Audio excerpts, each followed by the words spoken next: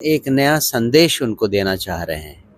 संदेश है बदलाव का, संदेश है प्रगति का और संदेश है उस समझ को बदलने का जिसके कारण वो लोग पिछले 40 सालों से ठगे जाते जा रहे हैं। गांधी मैदान में एक ऐसा करिश्मा देखने को मिलेगा जनता का, जो न तो पहले कभी हुआ, न आगे होने की संभावना है। राहुल गांधी और कांग्रेसी नेताओं के पास न तो कोई सोच है, न ही उस सोच को इम्प्लीमेंट करने की कोई पॉलिसी है। प्रशांत को देख के समझ में कम से कम बिहार बदलने को तो ये लोग सोचना तो शुरू किए।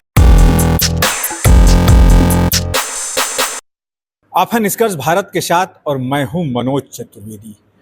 करीब करीब 40 घंटे के बाद जनसुराज की रैली है। गांधी मैदान की वो तस्वीरें हम दिखा रहे हैं कि किस तरीके से 2 लाख कुर्सियां बिछाई जा रही हैं। 50,000 स्क्वायर फुट में एक हैंगर बनाया गया है जिसमें करीब करीब जो लोग बाहर से आएंगे, करीब मान के चलिए कि 30,000 लोगों के वहाँ सोने की व्यवस्था है। बड़ा सा मंच 1,000 बाई 1,000 स्क्वायर फुट का एक जो है 100 बाई 100 स्क्वायर फुट का जो है वो मंच बनाया जा रहा है। एलईडी टीवी चप्पे चप्पे पर लगाई जा रही है। तैयारी ऐसी कि शायद प्रशांत किशोर ये सोच रहे हों कि जेपी का जो आंदोलन था वो उससे भी कहीं आगे और इतर हटके भीड़ को जुटाया जा सके ताकि बिहार में संदेश पहुंचे कि जन सुराज।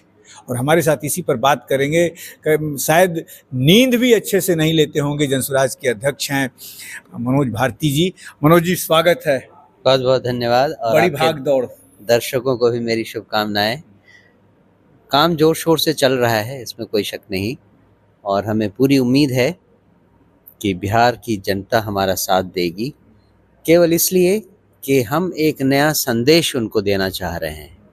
संदेश है बदलाव का, संदेश है प्रगति का और संदेश है उस समझ को बदलने का जिसके कारण वो लोग पिछले 40 सालों से ठगे जाते जा रहे हैं।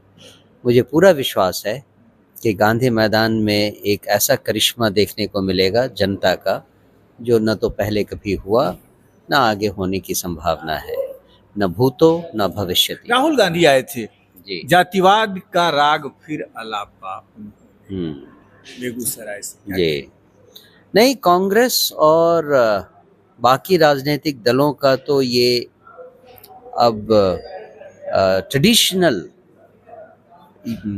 मुद्दा रहा है कि वो जाति समीकरण बिठाकर ही अपनी राजनीतिक रोटी सेकने का काम करते हैं। मुझे लगता है कि अब तक जनता के पास कोई ऐसा विकल्प नहीं था जिस पर वो भरोसा कर सकें। राहुल गांधी और कांग्रेसी नेताओं के पास न तो कोई सोच है, न ही उस सोच को इम्प्लीमेंट करने की कोई पॉलिसी है। वो लोग कोई शगुफा छोड़ते हैं केवल इसलिए कि कुछ लोगों को बरगला सकें।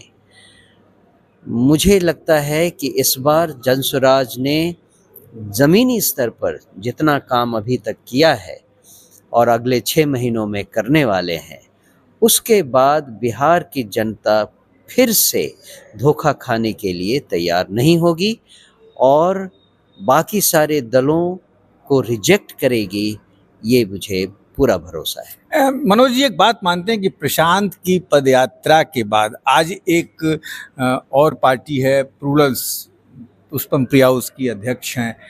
हमने उनसे जब आज बात किया तो उन्होंने कहा कि ये तो मैं बहुत पहले 2020 में ही मैं शुरू कर चुकी थी, हमारे देखा देखी प्रशांत ने किया।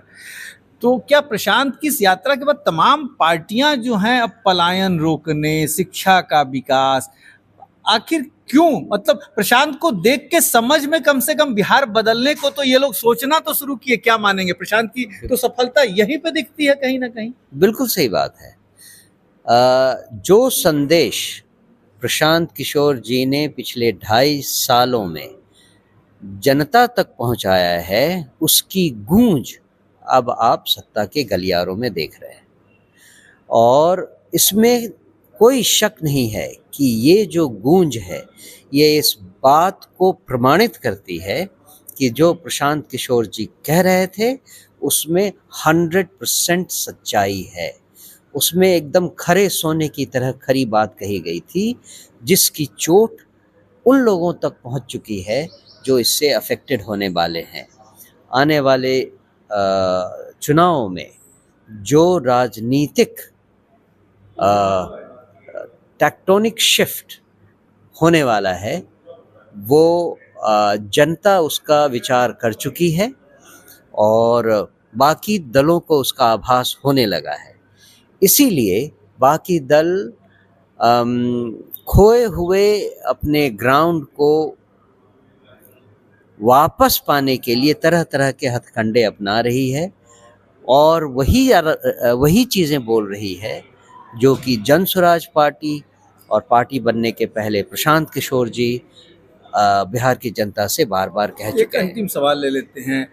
राहुल गांधी पलायन रोकने के लिए आ रहे हैं, शिक्षा में सुधार के लिए आ रहे हैं और यही उनके कांग्रेस के मुख्यमंत्री ने कहा था कि बिहार के डीएनए में ही मजदूरी लिखी है। तो फिर ये डीएनए की बात उनके ही मुख्यमंत्री कहते हैं कि भाई बिहारी मजदूर ही होते हैं, दूसरा कुछ पढ़ लिख के अच्छा नहीं बन सकते। क्या कहेंगे? इस सवाल का जवाब जनता को पूछना चाहिए। जनता ये पूछे राहुल गांधी से और कांग्रेस के नेताओं से कि ये दोहरी या कह लें दोगली राजनीति कैसे चल रही है।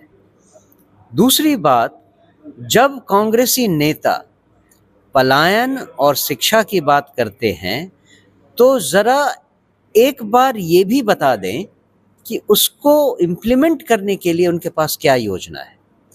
ये केवल कहने की बात है या इसके पीछे कोई सब्सटैंटिव थॉट भी है? यही सवाल अगर आप जन स्वराज पार्टी के नेताओं से पूछें, और प्रशांत किशोर जी बार बार एक्सप्लेन करते जा रहे हैं लोगों को, क्या कांग्रेस के नेता और फॉर दैट मैटर किसी और पार्टी के नेता के पास पलायन को रोकने और शिक्षा को दुरुस्त करने का कोई लॉन्ग टर्म प्लान है, या जो चलता आ रहा है उसी को वो बढ़ाना चाहते हैं?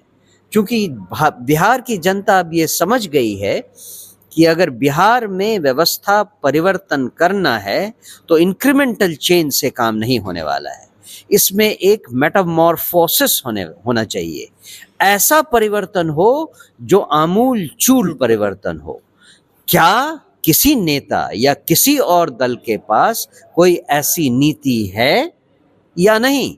जनता को ये पूछना चाहिए और आपके थ्रू मैं बाकी दलों से पूछना चाहता हूं कि क्या नीति है, जरा बताएं। तो ये थे मनोज भारती, जिन्होंने निष्कर्ष भारत के माध्यम से तमाम पार्टी के नेताओं से पूछा कि शिक्षा में आमूल चूल परिवर्तन, पलायन रोकने के लिए कॉन्क्रीट नीति क्या है आपके पास? है तो जनता को बताइए।